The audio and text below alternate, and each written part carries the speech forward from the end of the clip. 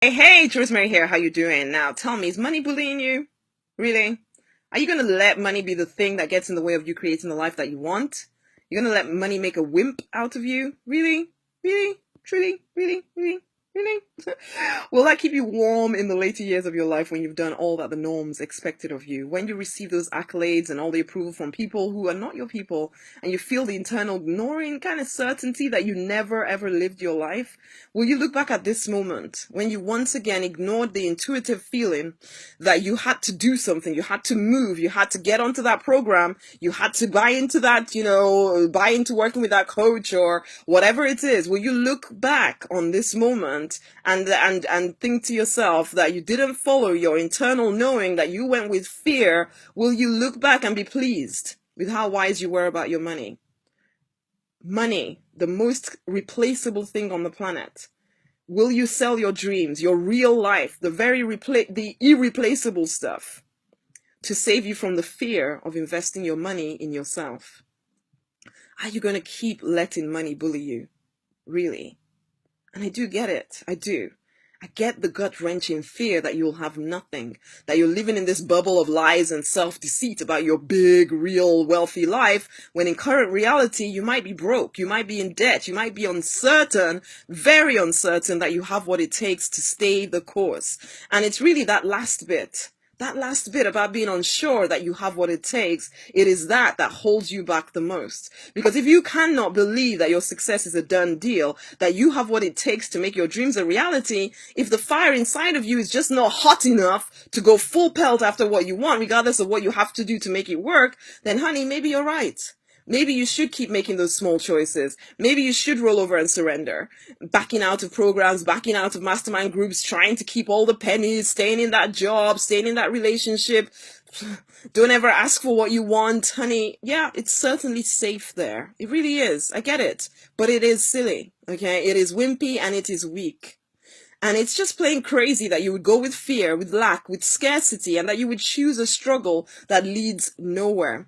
Because as much as I wish I could tell you that, choosing your narrow path right now, the one that leads to your absolutely inevitable success, I wish I could tell you that it would be struggle free and easy peasy lemon squeezy. But you and I would know that I was lying, okay? But it's like there's two different paths here. You can choose the path that is like a chronic illness, where there's no respite. It just hurts all the time, okay? Nothing to look forward to. It's just more drug-induced, spaced outness to manage the pain, okay? Or the other path could be like the pain of childbirth, where it leads to something. It's something amazing, something that does come with its own challenges, but those challenges fulfill you. They make you feel alive and expansive. Which pain are you going with? Because you are staying with your current pain, which is just chronic and it doesn't go anywhere. Okay? Which one are you going to go with? Are you going to let money bully you into living with the chronic pain because it feels safer there, even though you never get to impact the people you want to impact, or make the money you want to have, or have the fun you want to have with your life, or travel to see the world, all of that stuff, spend more time with your kids? You don't get to do any of that, but you get to be safe though. And I know I've said it a few times, but really? Really? You're going to choose that one? Really? And again, I do get it. I do. I've been at the bottom financially. I've put myself in debt time and time again. First for very, very stupid things that I could not even tell you what they were, basically. And, and then I just kind of randomly spent money for a while. But then I came to my senses and I put myself in debt to invest in me. And the truth is, I've invested so much that, frankly, if I told you how much, you'd just kind of cry. And I know how scary that has been for me when occasionally the haze of my awesome, because I want to live, gives way to fear-induced, what if it doesn't work type feeling inside of me. So I know what you feel, and yet I choose to move forward. I've chosen to move forward. I keep choosing to move forward. And so I get results because I bank on me. Okay? And even if it all goes pear-shaped at some point, it's not the end. It's just not the end until I lie down and wave my white flag of surrender. And guess what? I never will. Never, ever will. I just never will. I will pick myself up and I will keep moving forward because I've made a decision and my continuing success is now a done deal. Money is not going to be the brake in my life. It's not going to be the brakes, frankly. It's not going to determine anything for me. I already played that game and I lost too much and I'm never going back there again. Surely you see how short-sighted you might be being, holding on to your pennies because you think you can figure it all out on your own. And you still haven't figured it out. Come on now. You're okay-ish, but you're not much more than surviving. You know that. And worse than that, you're surrounded by people who think that where you are right now is okay. And guess what? They make you feel crazy for wanting anything more. And so, honey, it's only a matter of time before you do convince yourself that you're incapable of creating the life that you do want. Because you will stop seeing it in your mind's eye. And if you cannot see it, you will never create it.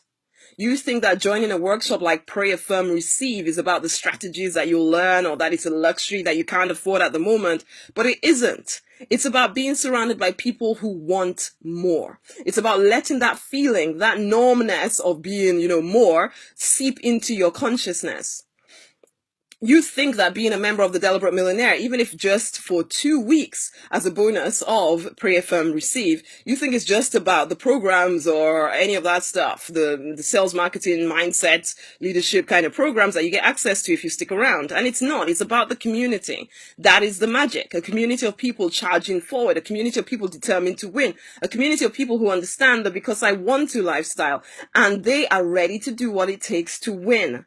And as you are surrounded by those people, by those thoughts, you combine what you learn in the programs and the workshops with the knowledge that you will deliberately design life because you are part of a community that makes stuff happen all the time. And so it becomes your new normal. Okay? So tell me, leader, this is it. Are you going to keep letting money bully you, or are you one of us? Okay? Are you going to keep allowing money to have the say about what you do in your life? Is money going to be allowed to bully you indefinitely, or will you make it your slave? If you're done with holding back, waiting for a better time, go now to rosemarynoninight.com/pray affirm and join in right now. Stop delaying. You already know you want to do it, but you've been holding back. Be done with that. Join now at rosemarynoninight.com/pray affirm. It's time to fight for and to deliberately design the life you were born to live because you want to. Until the next time. Bye.